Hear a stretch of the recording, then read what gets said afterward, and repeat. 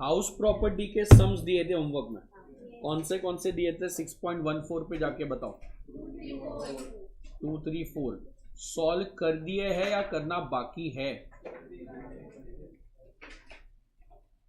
आज क्या डेट है? 13 तारीख हो गया आज। टाइम जा रहा है जल्दी नहीं?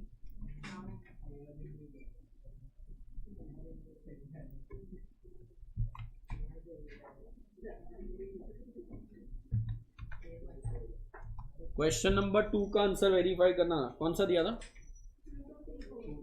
2, 3, 4 2 तो आया था, राइट ही किया होगा। 2 कराओ कि नहीं? सेम ही सम क्लास में कराएगा 2 वाला, पहले 3 करा दो। Mr. A owns a house property. It is used by him throughout the previous year 24-25 for his and his family member residence. Municipal value is 166, fair rent is 176, standard rent is 150.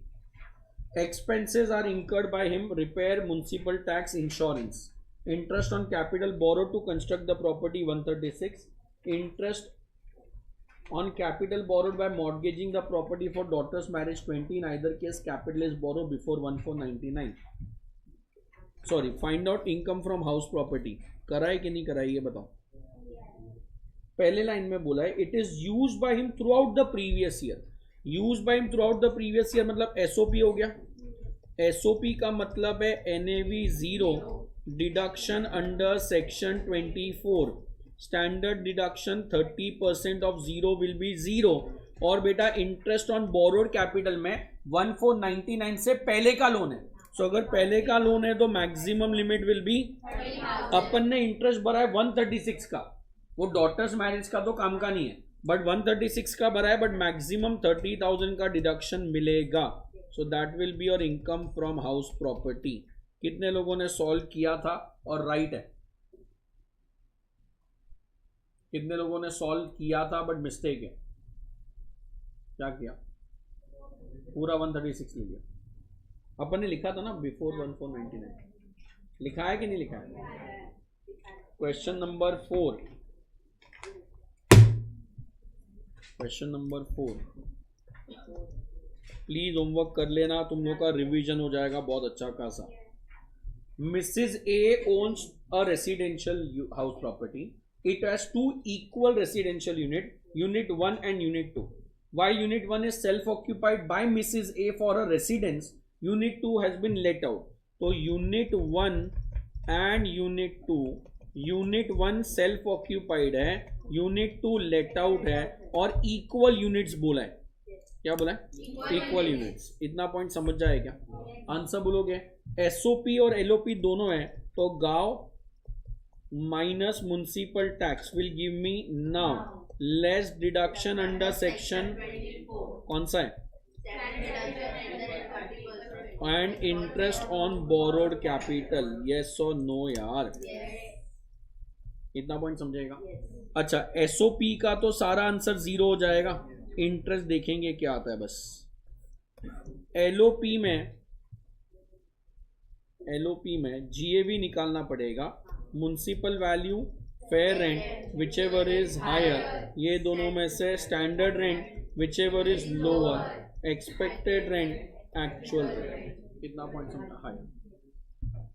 मेरे को बोला है rent being 6000 per month, तो मैं बोल सकता हूं annual rent, अगर पूरे 12 महीने का रेंट लूं तो 72,000 हो रहा है। Rent of 2 months could not be recovered from the tenant, तो अनरियलाइज रेंट कितना? 12,000 हो गया। 2 months could not be recovered. Municipal value of the property, अरे यार 50% of the property is let out। ये म्युनिसिपल वैल्यू लेट आउट का बोला है, पूरे घर का बोला है। फर्स्ट लाइन पढ़ो, Mrs A owns a residential house property, it has 2 equal residential unit, Unit 1 and 2, while Unit 1 is self occupied, Unit 2 is let out। तो मैं पूरे घर LOP है या Unit 2 LOP है? Unit 2 पूरा घर है या 50%? 2 equal बोला है ना, तो मैं बोल सकता हूँ म्युनिसिपल वैल्यू पूरे घर का 130 दिया है, तो आधे घर का 65 हो गया। स्टैंडर्ड रेंट पूरे घर का 125 दिया है, तो आधे घर का स्टैंडर्ड रेंट कितना?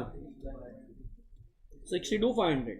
फेयर रेंट पूरे घर का 140 है, आधे घर का 70 हो गया, हायर 70, लोअर 62,500।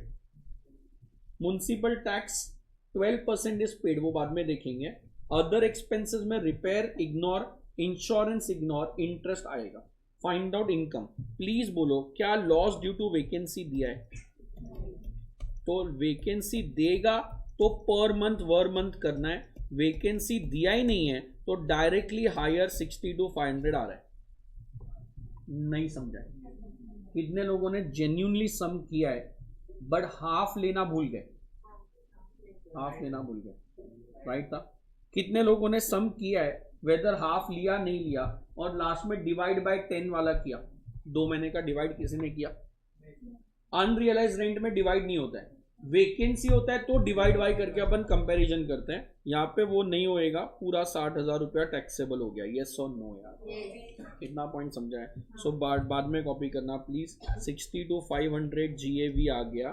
बोला है म्युनिसिपल टैक्सेस 12%। बेटा म्युनिसिपल टैक्स म्युनिसिपल वैल्यू का होता है, म्युनिसिपल वैल्यू 65,000 है बिकॉज सिर्फ आधे घर का अपन निकाल रहे हैं। कितना कितना? कितने लोगों ने रॉन्ग किया? ये 12% GAV का ले लिया। म्युनिसिपल वैल्यू ही निकालते हैं म्युनिसिपल टैक्स भरने के लिए यार। तो कितना आएगा बोलो?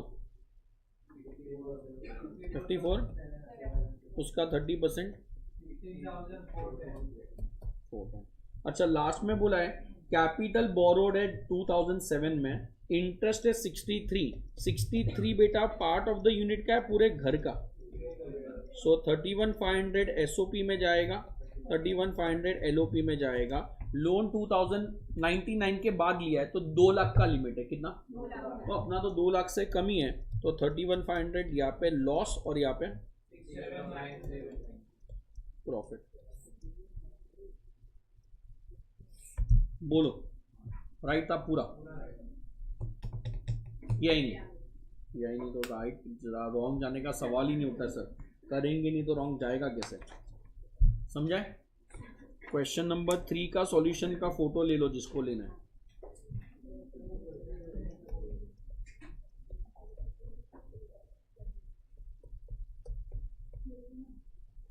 क्वेश्चन 3 का फोटो ले लिया?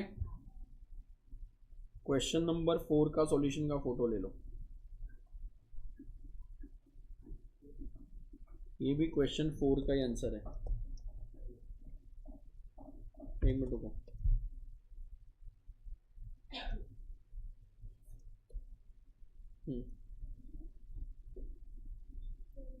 लिया है क्या? और क्या डिस्कस करना है?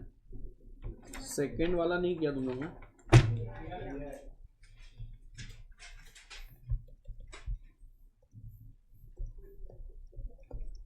मैं फास्ट जाऊंगा बिकॉज सेम सब मैंने कराया। A has taken a loan of 40,000 at 15% for constructing house on June 1, 2022. Construction was completed in Jan 2025. Date of repayment of loan is January 27. तो मैं बोल सकता हूँ interest on borrowed capital current year 24-25 और pre construction. अरे बराबर है। Current year में अपन ने पास लोन है बिकॉज लोन 27 में रीपे हो रहा है और पूरे साल का लोन है तो 6,000 रुपया इंटरेस्ट आ जाएगा। अरे बराबर है। प्री कंस्ट्रक्शन लोन अपन ने लिया था जून 1, 22 में, तो 22-23 है, 23-24 है, 24-25 में घर बन गया तो प्री मतलब उसके पहले वाला साल। यहाँ पे पूरे 6,000 का लोन का इंटरेस्ट है बट जून 1 में लोन लिया, अप्रैल में 2 महीना नहीं था। अरे बोलो यार। सो 6,000 into 10 डिवाइडेड बाय 12 5,000 आ रहा है। किसी ने नंबर ऑफ डेज में किया है? वो राइट आंसर है। कितना आया? 997। तो 4997 डेज में करोगे तो आएगा, वो राइट आंसर है। ये मैंने मंथ्स में किया, जस्ट शॉर्टकट, चेंज मत करना तुम्हारा आंसर। तो 11,000 डिवाइडेड बाय 5 कितना? 2,200। सो आंसर आ जाएगा 8,200। क्वेश्चन 2 का ए पार्ट और बी पार्ट का आंसर सेम नहीं आएगा। बी पार्ट का आंसर भी सेम आएगा बिकॉज वो भी 25-26 में लोन रीपे किया है। So both answer will remain same. कोई कॉपी करना है तो फोटो खींच लो इतना। क्वेश्चन 4 का 2 का किया था और राइट है। हाँ चलेगा। कितना डिफरेंस आ रहा है? डेज वाले का कितना आंसर आया? नहीं 3 रुपीज डिवाइड किया तो और कम हो जाएगा। हाँ तो राउंड ऑफ हो जाएगा। इतना लिया। पॉइंट नंबर सी क्या है? अक्टूबर 31 23 में लोन रिपे किया तो करंट ईयर 24-25 में उसके पहले लोन रिपे हो गया तो इंटरेस्ट आएगा ही नहीं। प्री कंस्ट्रक्शन स्टार्ट कभी से हो रहा है? 22-23 से। अभी अपन ने निकाला था 5000।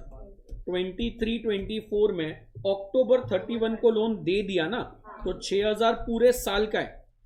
अप्रैल मई जून जुलाई अगस्त सितंबर अक्टूबर 7 महीना लोन था आउट ऑफ 12 मंथ्स। अरे बोलो यार कितना आ रहा है?